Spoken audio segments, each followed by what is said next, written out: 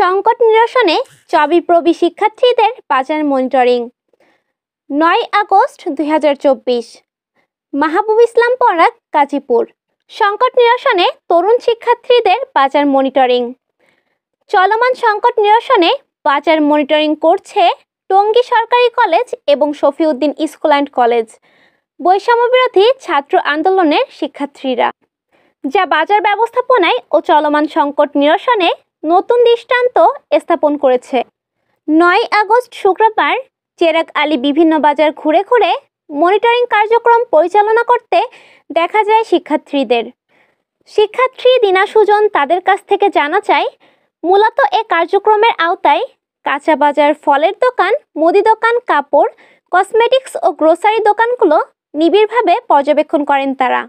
শিক্ষার্থীরা পাইকারি ও খুচরা বাজার, দ্রব্যমূল্যের মূল্য তালিকা এবং মেয়াদ উত্তীর্ণ কোনো জিনিস আছে কিনা সেগুলো যাচাই বাছাই করেন। বাজার মনিটরিংয়ে কাঁচা বাজার, বিশেষ করে মাছের বাজার মনিটরিং করেন তারা। সেখানে উল্লেখযোগ্য অসঙ্গতি দেখতে পান।